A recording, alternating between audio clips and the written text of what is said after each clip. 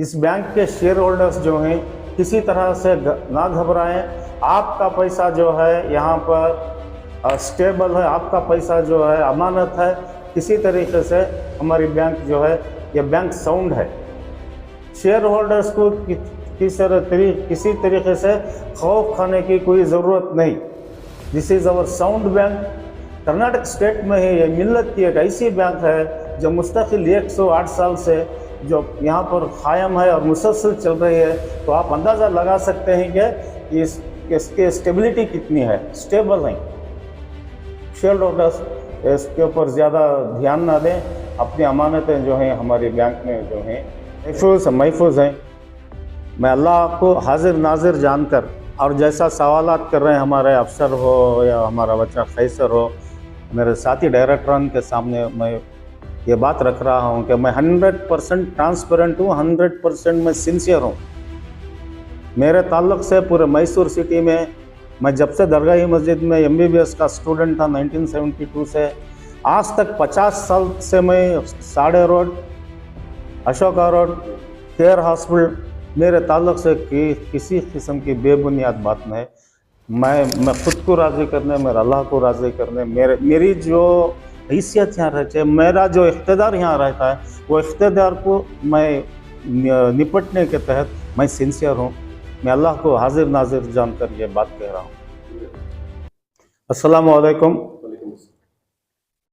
मैं बहैसियत सदर Muslim cooperative bank doctor Abdul Rauf, मैं आपसे मुखातिब होकर चंद नुकात पर जनाब अल्हाज शफीउल्लाह बेग साहब जो कल वीडियो के ज़रिए जो भी इल्ज़ामात लगाए गए हैं वो इल्ज़ामात के बारे में मैं कुछ वजाहत पेश करना चाहता हूँ।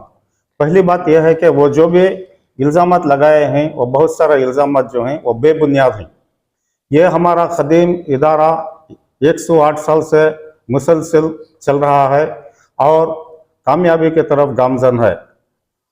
यहाँ हमारे पास 7000 से ज़्यादा शेयर होल्डर्स हैं जो मैसूर शहर में फैज़याब हो रहे हैं और हमारे 4 ब्रांचेस हैं और ब्रांचेस में कुल 48 जो हैं हमारे अमला है जिनके लिए भी यहाँ पर एम्प्लॉयमेंट हुआ है। ये वसी बिल्डिंग है, एक शानदार लोकेशन पर है। इसके बारे में जो भी इल्ज़ामात लगाए हैं, अब जनरल बॉडी 3 तारीख को होने वाली है। जनरल बॉडी के करीब जनरल बॉडी में हलचल मच जाए और शेयर होल्डर्स में उनके ख्यालात मुंतशर करने के लिए ये इल्ज़ामात जनरल बॉडी के करीब लगाने की कोशिश की है। ये जो भी इल्ज़ामात जनाब अल्लाह शफीउल्लाह साहब लगाए हैं ये कोई नए इल्ज़ामात नहीं हैं। ये 2014 से मुस्तकिल तौर पर ये इल्ज़ामात लगाए जा रहे हैं और बार बार, और मेरे दोस्त मरहूम साबिक़ सदर जनाब हुमायूं साहब 2016 में भी प्रेस क्लब में जाकर यही इल्ज़ामात के बारे में वो भी वजाहत पेश किए थे। और पता नहीं हमारे ऊपर शफीउल्लाह साहब को क्या गुस्सा है नहीं मालूम, और हमारी बैंक के ऊपर क्या गुस्सा है नहीं मालूम। मैं ये जो इल्ज़ामात हैं उसके बारे में एक तरफ से अगर चाहे तो मैं वजाहत पेश करना चाहता हूँ। वो बिल्डिंग के ताल्लुक से कुछ बात करें, 2007 में जो है इसका नक्शा तैयार किया गया, कॉरपोरेशन से जो है इसका लाइसेंस इशू है, उसके बाद बिल्डिंग बनना शुरू हुई। उस बिल्डिंग बनने में जो देर लगी उसकी वजह यह थी कि हमारे पास बिल्डिंग फंड कम था और ये जो प्लान था बहुत ज़्यादा था। उसके हर साल जो जैसा भी नफ़ा और यहाँ जमा होता गया, बिल्डिंग की कार्रवाई होते गई और वो इल्ज़ाम लगाए हैं कि ये बिल्डिंग की लागत जो है 4 करोड़ से ज़्यादा होकर है। 4 करोड़ से ज़्यादा नहीं होकर है, ये इसकी जो है 1 करोड़ 40 लाख होकर है। ये ग्राउंड फ्लोर है, फर्स्ट फ्लोर है, फिर टॉप में जहाँ पर जनरल बॉडी की जाएगी आप आकर देख सकते हैं। और ये 1 करोड़ 40 लाख और बचत जो भी है टोटल जो है 2 करोड़ 62 लाख रुपए होकर है। इसमें 1 करोड़ 40 लाख बिल्डिंग के लिए होकर है। ये जो है हमारे पास एसी हैं, ये जो आप देख रहे हैं यहाँ एक शानदार बोर्ड हॉल है, उसके बाद में लॉकर्स लिए हैं, लिफ्ट है, इंटीरियर डेकोरेशन नीचे बैंक में होकर है, ये सब मिलाकर है, सब ट्रांसपेरेंट है। हर जमन में कि जो भी पैसा खर्चा किया गया ट्रांसपेरेंट एक्ट से तहत ही किया गया, और बाकायदा वक्तन फ़वक्तन डिपार्टमेंट का जो भी हमारे पास ये ज़रूरी तौर पर परमिशन लेना पड़ता है, उसका फाइनेंशियल कमिटमेंट के वास्ते वह परमिशन भी लेकर जो है बिल्डिंग तैयार की गई। और रहा ये बैंक जो है ए ग्रेड हो गई, बी ग्रेड हो गई, सी ग्रेड हो गई, डी ग्रेड हो गई, ये बताए, लेकिन जो है ये आप यहाँ पर देख सकते हैं कभी भी डी ग्रेड नहीं होकर है, ये ग्रेड है। 2 साल कोविड के जमाने में बी ग्रेड हुई थी। आप तमाम के घरों पर ये जो ऑडिट रिपोर्ट बुक हर साल आती है, आप उसे मुआवजना कर देख सकते हैं। और इस बार भी 2023 में जो आकर है बुक, उसमें भी आप देख सकते हैं कि ये ग्रेड है। और जैसा कि ये ग्राफ यहाँ पर दिखाया गया है, हर साल ये अपनी तरक्की पर गामजन है। ये 1.5 करोड़ 2 करोड़, लास्ट टाइम जो है 2 करोड़ हुए थे, इस बार भी 2 करोड़ नफा होने के बावजूद अब इस बार का नफा 1 करोड़ 60.6 लाख बताए हैं। इसकी वजह यह है कि जो मोराटोरियम दिए थे कोविड के जमाने में, जो भी लोन शेयर होल्डर्स लोन लिए थे, वो उसकी अदायगी बाकायदा नहीं हो करने की वजह से हमारे बैंक के नफे में से 60 लाख रुपए उसको है अलहदा रखने की जो रिजर्व बैंक से हमने ये देकर है ताकीद की गई, उसके तहत ये 60 लाख रुपए उठाकर रखे हैं। वो हमारे बैंक के हैं, बैंक में ही कमाते रहते हैं, लेकिन सवा कहते हुए कल का दिन कहते हुए बराबर लोन रिकवर नहीं हुआ तो ये 60 लाख रुपए उसका ये तख्ता मीज़ाना में ये करने के वास्ते ये 60 लाख रुपए उठाकर रखे हैं। ये बैंक हमारी ये ग्रेड है। और 64 इंक्वायरी के बारे में शफीउल्लाह बेग साहब बोले, 64 68 के ये जो है, जो भी वो इन शफीउल्लाह बेग साहब इल्ज़ामात लगाए थे उसके बारे में 64 में इंक्वायरी होकर है, 68 में भी इंक्वायरी होकर है। वो जो है हमारे पास जब भी डिपार्टमेंट से आकर है उसके पूरी वजाहत हमें पेश कर कर वो वहाँ पर है। उसके बारे में जब वो ऑलरेडी अब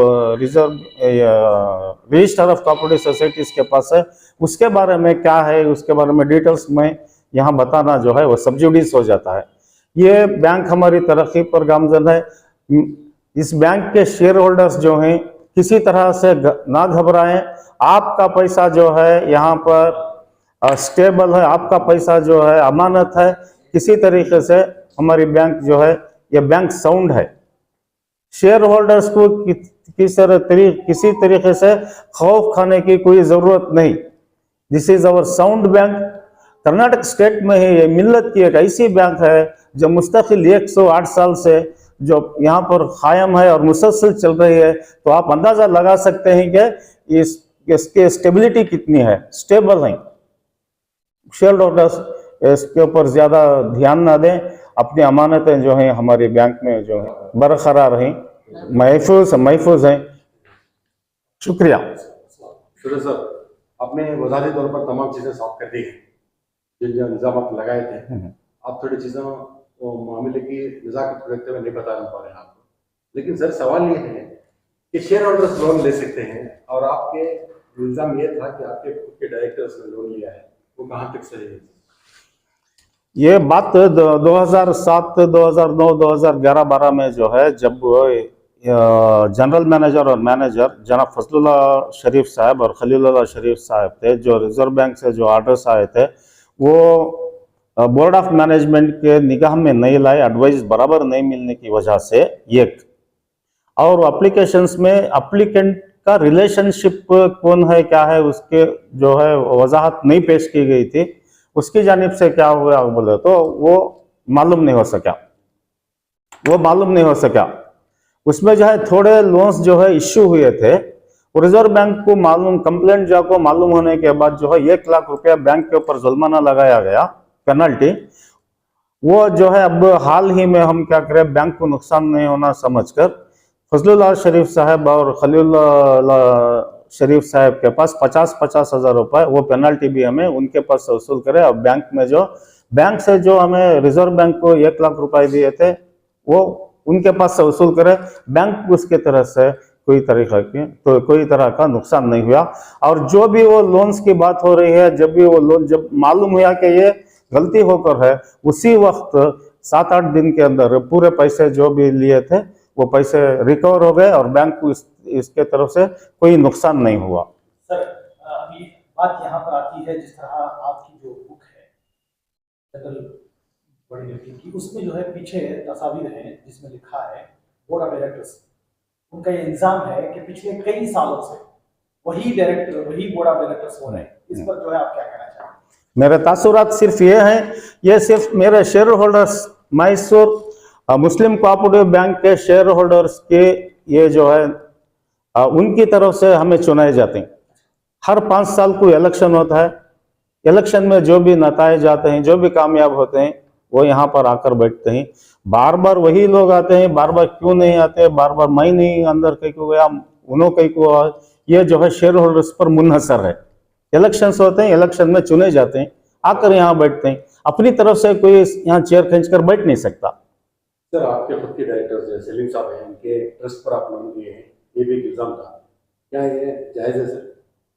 वो उसके बारे में हमें वजाहत लिए थे रिजर्व बैंक से, वो उन्होंने ना अकॉर्डिंग टू बैला अगर दे सकते हैं तो दे सकते हैं, वो बोले, वो उनके पास हम वजाहत लिए, लेकिन वो लोन भी जो था वो किसी तरीके से बैंक को कभी बर्डन नहीं हुआ। वो लोन भी हमें उन्होंने ट्रस्ट वाले लाकर अदा कर डाले। सर अदा की बात में आता है, सवाल ये है कि क्या आप जारी कर सकते हैं? उसके लिए हमें उसके वास्ते है ना, हमें रिजर्व बैंक के पास से ये परमिशन लिए थे। तो पर्टिकुलर लोन के लिए आपके पास परमिशन है।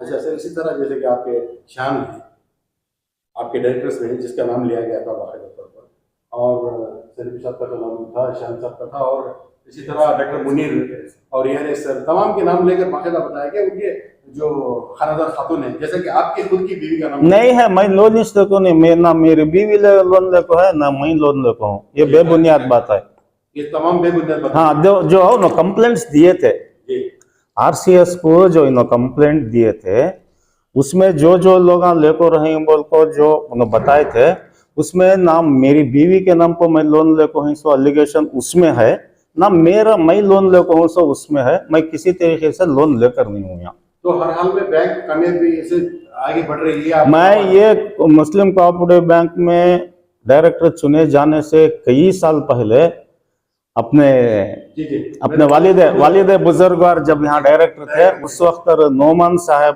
थे। मैं 80s के करीब आकर सिर्फ एक बार गोल्ड लोन लिया था, जब मैं ना डायरेक्टर था ना कुछ था। उसके बाद मैं कोई लोन ना मैं लिया हूँ ना मैं मेरी बीवी। तो आप साफ कर रहे हैं कि तमाम डायरेक्टर्स जिसका मैं नाम लिया अभी वो तमाम साफ है, किसी ने लोन ले लिया है, आपका ये कहना है? नहीं, मेरे बारे में बोल रहा हूँ मैं। मैंने सवाल ये किया था कि जैसे कि ट्रस्ट का सवाल किया, इस तरह शान जो आपके डायरेक्टर उनका सवाल किया था, और जैसे डॉक्टर मुनीर, तकरीबन तमाम चीजें उस वीडियो में मौजूद है सर। वीडियो में मौजूद हैं। वो बात सही है कि लोन्स हुए थे। हाँ, वो जो लोन्स हुए थे 2007 से 2013 के दरमियान जो लोन्स हुए थे, वो लोन सैंक्शन होने की वजह क्या थी? जो भी हिदायत आई थी आरबीआई से, ये यहाँ सैंक्शन करने वालों तक पहुंची नहीं थी वो बात। तो लाइल्मी में वो हो गया था। जब उसका इल्म हुआ कि ये गलती होकर है, तो पूरे पैसे जो हैं वो रिकवर हो गए। एक वक्त ही रिकवर हो गए, एक वीक के अंदर रिकवर हो गए। बैंक को किसी तरीके से नुकसान नहीं हुआ। इसे घपला क्या भी नहीं बोल सकते। अच्छा, एक और इल्जाम है जहां पर डॉक्टर मुनीर, जो एक बड़ी शख्सियत है, मैसूर की जाने मानी शख्सियत है, उन पर यह है कि उन्होंने इस्तीफा दे दिया था, फिर आप लोगों ने जबरदस्ती उनकी फोटो जो है आपकी बुक में जो है छाप रहे हैं। वैसा नहीं डाल सकते। उन्होंने बाकायदा सिटिंग डायरेक्टर हैं। हाँ, सिटिंग डायरेक्टर हैं वो। 2019 में जीत कर आए। अच्छा, एक मोहतरमा जनरल मैनेजर के ऊपर एक इल्जाम है कि उनका मयाद खत्म होने के बावजूद वो यहीं पर है, तो उसका क्या है? Department of cooperative societies RCS को ये सीईओ अपॉइंट होने के लिए परमिशन लेना, उनका इंटरव्यू करना, और उसके वास्ते जो है अपॉइंटमेंट के वास्ते हमें यह देकर ही अर्जी देखो ही, वो अभी वहाँ से क्लियर हो को कौन है। जो तो वो परमिशन अपॉइंटमेंट करने का आ जाता है, हमें बाकायदा पेपर में उसका एडवर्टाइजमेंट करा को, इंटरव्यू कर को उनको अपॉइंटमेंट कर सकते हैं। और इनको जो हमें यहाँ, इनको जो ये रफा जरीन साहिबा को जो यहाँ सीईओ का पोस्ट देकर वजीफायाब होने के बावजूद जो रखे हैं वो कॉन्ट्रैक्ट बेसिस में हैं और इसके बाकायदा ये जो है रिजर्व बैंक को हमें इसका दाखिला पेश करते रहे। There is no objection from the Reserve Bank of India. Sir एक और सवाल है, यहाँ पर जो है नए शेयर होल्डर्स को जो है आप भर्ती नहीं कर ले रहे, जमा ले रहे हैं, उससे कहाँ तक क्या बोलना चाहते हैं? ये बात बेबुनियाद है। वक्तन फक्तन जैसा जैसा जरूरत होती वैसा शेयर होल्डर्स बढ़ा लेकर जा रही। अभी देखो ये एकदम ज्यादा शेयर होल्डर्स बनाए, उनके जो भी डिमांड्स रहते हैं वो पूरे शायद नहीं हो सकते, तो एक हिसाब किताब है। हाँ वे वैसा शेयर होल्डर्स बना लेकर जा रहे हैं। ये बात बेबुनियाद है कि हमें शेयर होल्डर्स नहीं बना रही। सर आपने आपके बैंक की कामयाबी बताया और मुख्तलिफ ब्रांचेस की कामयाबी के बारे में बताया। सवाल ये है कि कौम के जो मुस्तैद बच्चे हैं क्या उनको किसी तरह का फायदा पहुंचाया जा रहा है सर तालीमी एतबार से? तालीमी एतबार से जो भी नफा आता है उसका 1% जो है एजुकेशन फंड को देते हैं। वो 1% का मुनाफे में 1% जो रहता है वो है ना हमें स्कॉलरशिप के इसमें देते हैं। और बीच बीच में कई बार मैं वो फीस को नहीं है, ये फीस नहीं है, क्या कि ऐसा है बोल को आइस छोटम को चैरिटी फंड से भी देते हैं, एजुकेशन फंड से भी हमें ये मुनाफे की तकसीम इसके तहत उसी के दायरे में जो है हमें वो उनको फायदा पहुंचा। एक सवाल है, आप आवाम हमारे जितने भी शेयर होल्डर्स हैं उनको बताएं सर, इस बैंक का जो माइनॉरिटी बैंक मानी जा रही है उसका क्या रैंकिंग है कि भी आप लोग जो है 108 साल से जो है किस नंबर पर है, किस ये ग्रेड में है शुरू से? हाँ ये शुरू से ये ग्रेड में है। ये वो इल्जामात में वो भी एक इल्जाम था कि डी ग्रेड हो गई इनकी बैंक। ये देखो यहाँ पर है 2014 से ये जो शुरू हुआ है उससे 2023 तक भी जो है ये ग्रेड में ही। नहीं ये बहुत सालों से ये ग्रेड में है, नहीं तो बी ग्रेड में रहे, ये ग्रेड में है ना। 2014 की बात नहीं है, ये सिर्फ एक नमूना पेश कर रहा हूं मैं। ये जो बुक में जितने भी यहाँ कॉलम्स हैं उसमें डाला गया है। वैसे तो फहरिस्त बहुत लंबी रहती ना, 108 साल बोले तो बहुत लंबी है। हाँ बहुत लंबी है। अगर ये डी ग्रेड हो जाए तो दूसरी बैंक में ये जैसा ये डिविडेंड नहीं देते, डिविडेंड दे नहीं सकते। अगर वीक बैंक है तो डिविडेंड दे नहीं सकते। बाकायदा 15% 17% गए बार 17% दिए थे, पिछली दफा 17% डिविडेंड दिए थे, उसके गुज़िश्ता साल 15% डिविडेंड दिए थे। जब नुकसान में है तो डिविडेंड कैसा देते हैं? अमले को बोनस दे रहे हैं, बाकायदा उनकी सैलरी चल रही है। ये 40 पर 8 अमले का घर चल रहा है ये बैंक से। 7,000 लोग जो हैं शेयर होल्डर्स जो हैं फायदेमंद हो रहे हैं इससे। कई ऐसे लोनीस हैं जिनको कमर्शियल बैंक नेशनल बैंक्स में लोन मिल ही नहीं सकता, वैसे लोगों को भी हमें यहाँ लोन दे रहे हैं, फ्लेक्सिबल ये करके हमें लोन भी देते हैं उनको। सर आप इस बैंक के सदर के अलावा शहर मिस्र में एक मशहूर डॉक्टर के तौर पर भी जाने जाते हैं और आपकी शख्सियत के बारे में ये भी मशहूर है क्योंकि मैं बचपन से आपको देखा हूँ, आप गरीबों के पास पैसे ही नहीं लेते, ये भी देखा हूँ। सर क्या आप वैसे तो सदर 100% सेटिस्फाइड हैं आपकी कारकर्दगी को लेकर? आपके अंदर जमीर के सवाल का जवाब है आपके जमीर के लिए, अगर वाकई सही है तो आप बता दीजिए। मैं अल्लाह को हाजिर नाजिर जानकर और जैसा सवालात कर रहे हैं हमारे अफसर हो या हमारा बच्चा खैसर हो, मेरे साथी डायरेक्टरान के सामने मैं ये बात रख रहा हूँ कि मैं 100% ट्रांसपेरेंट हूँ, 100% मैं सिंसियर हूँ। मेरे ताल्लुक से पूरे मैसूर सिटी में मैं जब से दरगाही मस्जिद में MBBS का स्टूडेंट था 1972 से आज तक 50 साल से मैं साड़े road, Ashoka road, care hospital, मेरे ताल्लुक से किसी किस्म की बेबुनियाद बात नहीं। मैं खुद को राजी करने, मेरे अल्लाह को राजी करने, मेरी जो हैसियत यहाँ रहती है, मेरा जो इख्तिदार यहाँ रहता है, वो इख्तिदार को मैं निपटने के तहत मैं सिंसियर हूँ। मैं अल्लाह को हाजिर नाजिर जानकर ये बात कह रहा हूँ। सर जिस तरह जिक्र किया गया अलमीन बैंक और जो अमानत बैंक, उसी तरह से जो है डूबने की बात की गई। किसी भी उरूज में जो चीज रहती है उसको डूबने को लेकर जो है, क्योंकि ये बुजुर्गान ने जो हमारे बुजुर्ग हैं उनकी मेहनत और काविशों का नतीजा यहाँ तक है, तो ये डूबने की जो बात है वो हमारे नौजवान हैं, आगे जो है नौजवान संभालना पड़ेगा। उसको लेकर आपका क्या मैसेज रहेगा कि इस तरह की बातें खुद कौम वाले करेंगे? मैं पहले ही बता चुका, अल्लाह जनाब शफीउल्लाह बेग साहब की बात बेबुनियाद है। ये this is a very sound bank. so far and even in the future मैं अल्लाह से दुआ गो हूँ कि ये ऐसे ही कामयाबी की तरफ गामजन रहे, डूबने का कोई सवाल नहीं पैदा होता। हमारे ओन फंड्स जो हैं 38 करोड़ हैं हमारे ओन फंड्स, और डिपॉजिट जो है 93 करोड़ है। इसका ये जो टर्न ओवर है 851 करोड़ है। एडवांसेस में 54 करोड़ लोन्स देकर हैं हमें।